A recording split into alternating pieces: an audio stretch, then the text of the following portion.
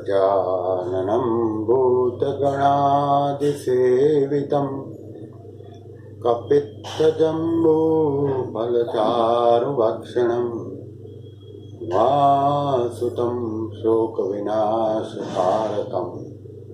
नमामि विघ्नेश्वरपादपङ्कजम्।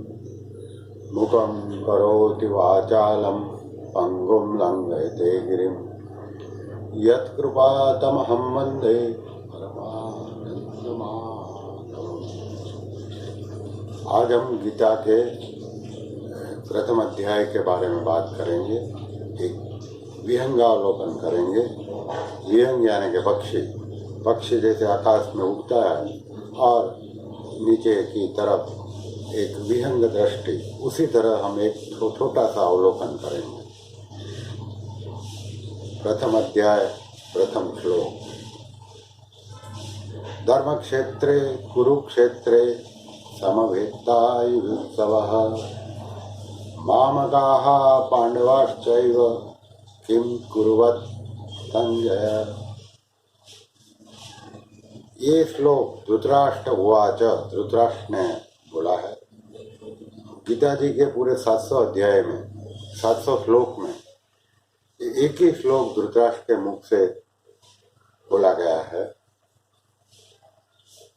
और इसमें 4 पद में बहुत सी चीजें शामिल हो चुकी है। धर्म क्षेत्र कुरुक्षेत्र, कुरुक्षेत्र का मतलब होता है तीर्थ क्षेत्र। तीर्थ क्षेत्र ऐसे धर्म क्षेत्र में युद्ध हो रहा है तो किसकी जीत होगी? हम सब बोलेंगे कि ऐसी जगह पे तो धर्म की ही जीत होगी और धर्म पांडवों की ओर है, पांडवों की ही जीत होगी। यानी कि पहले ही पद में किसकी जीत युद्ध का परिणाम बता दिया गया है, खुद धृतराष्ट्र बोले। लेकिन धृतराष्ट्र को ये पता नहीं है, वो चर्म चक्षु से अंध थे, अंतर चक्षु से भी अंध थे, इसलिए उनको ये पता नहीं था। इससे अलावा वो पुत्र प्रेम के मोह से वश थे, उसी की वजह से उनको ये पता नहीं चला। तीसरा पद, मामकाः पांडवाश्चैव, मेरे और पांडवों के पुत्रों ने, मेरे और पांडवों के, मेरा तेरा हो गया। तो यही रीजन है, यही वजह है युद्ध के लिए। युद्ध की जड़ यही है, मेरा तेरा। ये भी युधिष्ठिर नहीं बोला। यानी कि गीता जी के प्रथम अध्याय में युद्ध का जड़, युद्ध की वजह बता दी गई और युद्ध का परिणाम भी बता दिया गया। आगे ये अध्याय का नाम दिया गया है विषाद योग। अर्जुन को विषाद हो रहा है और विषाद हुआ तब तो भगवान ने उसे उपदेश किया और उपदेश के अंत में 18वें अध्याय में अर्जुन बोलते हैं स्मृति लब्ध्वा। तो ये विषाद से स्मृति लब्ध्वा की यात्रा अर्जुन ने सब उपदेश सुना, धृतराष्ट्र ने सुना, हम भी अभी सुन रहे हैं। अर्जुन को तो स्मृति लब्ध्वा हुआ क्योंकि वो भगवान के शरण में थे। धृतराष्ट्र को कुछ भी नहीं हुआ, भगवान के शरण में नहीं थे। हम भी अगर भगवान के शरण में जाएंगे, मम एकम शरणम मम, उस तरह से मम एकम, तो हमें भी स्मृति लब्ध्वा हो सकता है। तो हम ये यात्रा की ओर, चाहे छोटे से कदम, लेकिन आगे बढ़े तो जरूर स्मृति लब्ध्वा, यानी कि जो स्मृति हमारे अंदर पड़ी है वो हमें वापस मिलेगी। नहीं कहीं बात बाहर से नहीं आई, अंदर है, अंदर भगवान बैठे हैं और भगवान हमें उपदेश देते ही रहे थे, बस हमें उनको सुनना है। और तब हम सुन पाएंगे जब हम भगवान की शरण में जाएंगे। ओके, इसके अलावा ये अध्याय में 2 और चरित्र अर्जुन और दुर्योधन के बताए गए हैं। 9वें श्लोक में दुर्योधन बोलते हैं कि हमारे लिए, मेरे लिए युद्ध के कर रहे हैं और मेरे लिए जान गंवाने के लिए तैयार हुए ये सब योद्धा। क्या बोल रहे हैं? मेरे लिए जान गंवाने के लिए तैयार। युधिष्ठिर का मतलब क्या है कि चाहे उनको, सामने वाले को तो मारना ही मारना है, लेकिन अगर मेरे साथ हुए योद्धा भी मर जाए तो उन्हें कोई मतलब नहीं है। उनको यही मतलब है कि मैं जीतूं। उनका चरित्र। इसके सामने अर्जुन का चरित्र देखो। अर्जुन कहता है ये सबको, मेरे सामने जो सेना है उसमें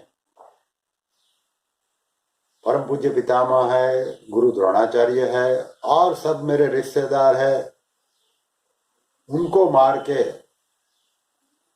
अगर मुझे राज्य मिलता है तो वो राज्य मुझे नहीं चाहिए। अर्जुन का चरित्र देखो। ये दो चरित्र का विश्लेषण भी ये अध्याय में हुआ है। अभी सवाल ये आएगा कि अगर अर्जुन युद्ध नहीं करना चाहता था तो भगवान ने उसको युद्ध करने के लिए उत्तेजित क्यों किया? नहीं, भगवान ने उसे युद्ध करने के लिए उत्तेजित किया ही नहीं। भगवान ने तो उन्हें अपना कर्तव्य सूचित किया, बस उतना ही भगवान ने किया। युद्ध करने के लिए तो पांचों पांडवों को माता कुंती जी ने आदेश दिया था। अगर अर्जुन हथियार छोड़ भी देता तो और 4 पांडव लड़ते और आखिर में धर्म का ही विजय होता। तो भगवान ने युद्ध करने के लिए उत्तेजित नहीं किया। भगवान ने सिर्फ उनको कर्तव्य बताया कि हे अर्जुन, तेरा कर्तव्य है, तेरी निष्ठा है जो वो धर्म के पक्ष में रहना है और अधर्म के सामने लड़ना है। बस भगवान ने ये बताया। तो ये जो है कि युद्ध का वजह मेरा तेरा, युद्ध का रिजल्ट धर्म की जीत। युधिष्ठिर और अर्जुन और दुर्योधन सबके चरित्र भी इसी में से मिल जाते हैं। तो इसमें हमें क्या देखना है कि हमें भी निष्ठापूर्वक अपनी फर्ज अदा करना है। हमें भगवान की शरण में जाना है तो हमारी यात्रा भी स्मृति लब्ध्वा तक पहुंच सकती है। और एक पात्र संजय को व्यास जी ने दिव्य दृष्टि दी थी। तो संजय दूर से युद्ध में जो हो रहा है वो देख भी सकता था, उसके साथ साथ वो उन लोगों का मनोभाव भी देख सकते थे। जहां जहां आप देखो संजय उवाच आएगा, वहां वहां वो उन लोगों का मनोभाव भी बता रहा है। आज की तारीख में दूरदर्शन में हम दूर का दर्शन तो देख लेते हैं। ये टेक्नोलॉजी भी ईश्वर की कृपा से हमें मिली है। इसमें दूरदर्शन तो है लेकिन दिव्य दृष्टि नहीं है। हम मनोभाव नहीं पहचान सकते हैं। जबकि संजय को दिव्य दृष्टि मिली थी, इसलिए वो मनोभाव भी पहचान सकते थे। ये फर्क है दूरदर्शन और दिव्य दृष्टि का। तो पहले अध्याय से हमारी गीता स्टडी की यात्रा शुरू हो रही है।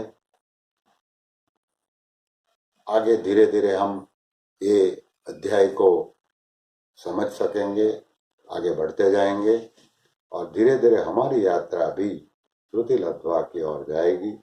सभी गीता प्रेमियों को प्रणाम, सभी गीता प्रेमियों को वंदन। आओ हम सब गीता पठन करें, जीवन में उतारे, ऐसी मनोकामना रख के हम आगे बढ़े। धन्यवाद।